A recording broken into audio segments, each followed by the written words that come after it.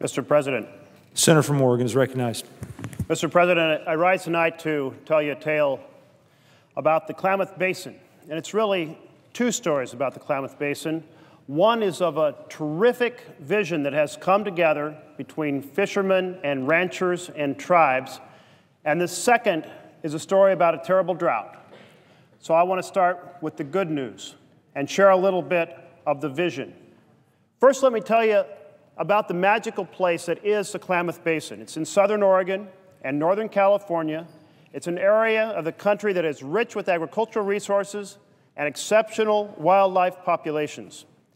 The basin contains approximately 1,400 family farms and ranches, encompasses over 200,000 acres of farmland irrigated with water from the Klamath River and the Klamath Lake.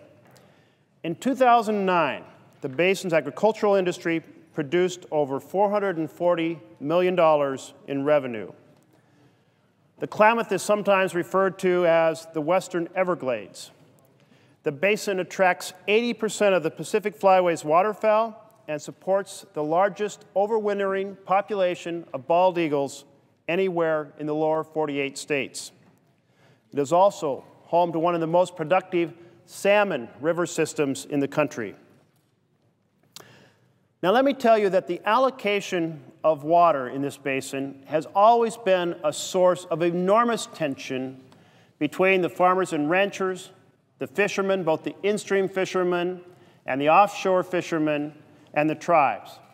And these groups that have traditionally been in contest with each other have come together the last few years to say that this situation, the uncertainty about water, and the poor health of the river is not sustainable into the future, that all of us could benefit, all of the parties could benefit if we worked together for a different vision, for a vision that shared a little more regularity with water, that took out some dams and increased the water flow, had colder water for the salmon, avoided some of the terrible calamities that have occurred, including the worst die-off of fish we've had in the United States of America that happened about a decade ago.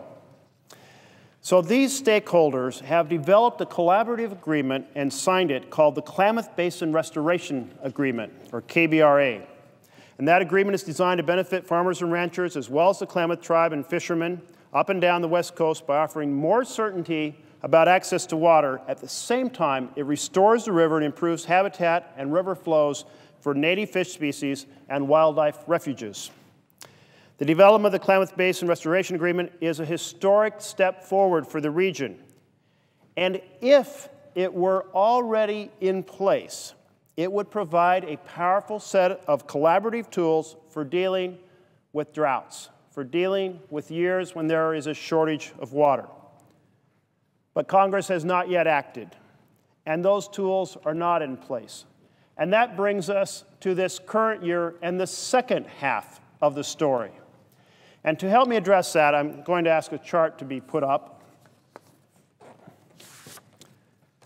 This chart and this black line right here shows the lowest level of the Klamath Lake since it's been recorded in Oregon history. The lowest level, the black line.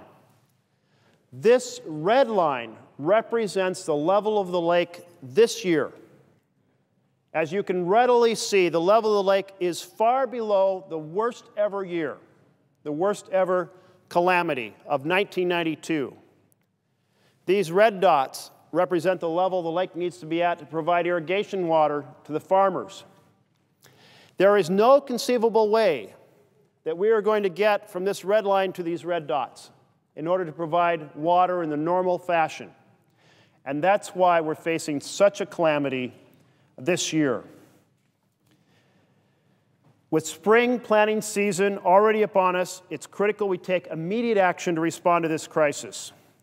Now, we have advantage of tracking this and knowing that the crisis is coming.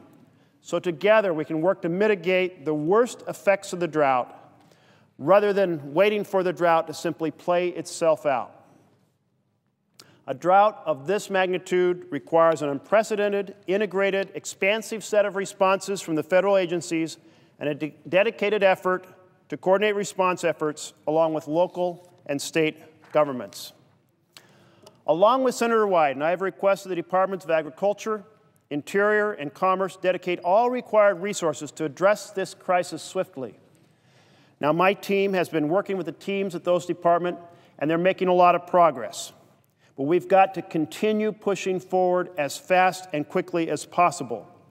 There are several key strategies that could help address this. First, acquiring upstream water rights from willing sellers to increase the amount of water that's available in the Klamath Basin.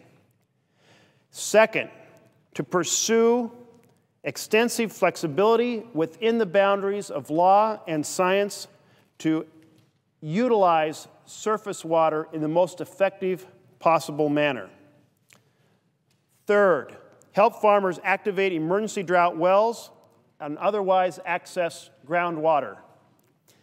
And fourth, set up crop idling programs to conserve water. The worst thing we can do is simply stand by, watch farmers plant their crops, and then watch those crops fail.